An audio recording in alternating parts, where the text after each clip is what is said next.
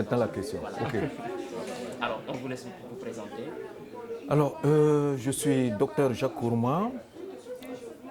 Je suis historien de formation, sociologue, sociologie des religions. Et actuellement, je fais office de recteur de l'université de Kindia en République de Guinée. D'accord. Vous avez parlé tantôt de la difficulté à acquérir du foncier, eu égard au fait qu'il y a souvent de la corruption tout autour. Est-ce que vous pourrez revenir sur ces questions? Oui, la question est éminemment importante. Lorsque nous parlons de corruption aujourd'hui, c'est toute la gouvernance qui est en cause. Et je ne sais pas par quel bout pourront-on commencer ou ne pas commencer.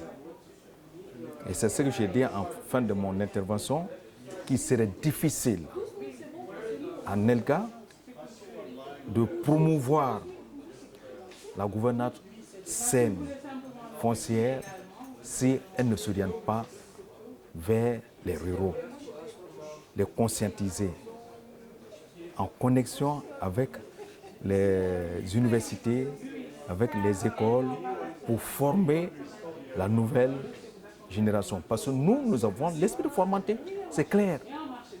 On trouve normal que donner 100 millions ici, c'est quelque chose de tout à fait normal. Et je me suis appuyer sur le fait que nous, par exemple, historiens, nous sommes en train de nous interroger sur l'universalisme qui a fondé le bien de la colonisation.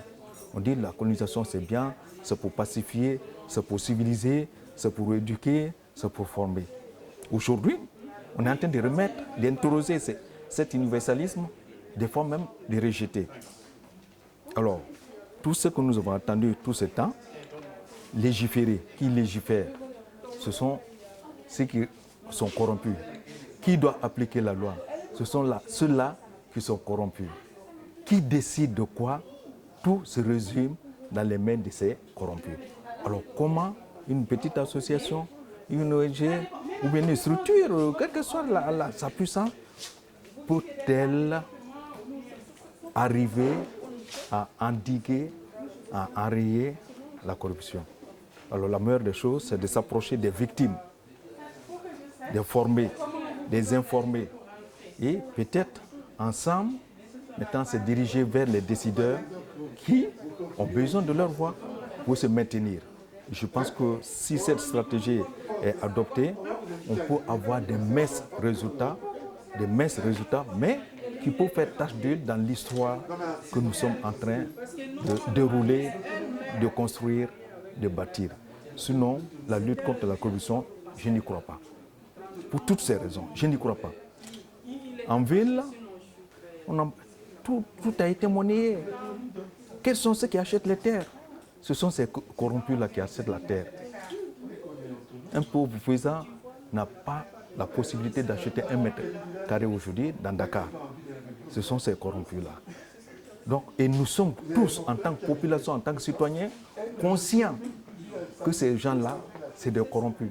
Mais nous n'entreprenons rien parce qu'on se sent seul, parce qu'on a peur, parce que nous sommes intimidés, parce que la loi qui doit nous protéger n'est pas appliquée. Parce que ceux-là qui doivent nous aider ne nous écoutent pas, ne nous regardent même pas. Donc c'est un combat. Je ne dis pas que c'est perdu d'avance, mais je dis que c'est un combat très, très difficile à mener.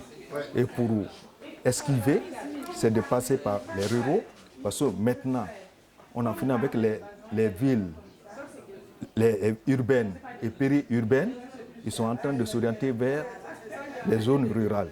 Donc il est temps pour Nelka, qui se veut un outil innovateur, d'aller le premier sur le terrain et de pouvoir sensibiliser, de pouvoir informer et d'aider ces paysans à refuser la ruée de ces corrompus qui veulent venir les retirer encore ce qui leur reste comme espoir, c'est-à-dire la terre, le bétail et tout ce qui s'ensuit. Merci, M. Je vous en prie.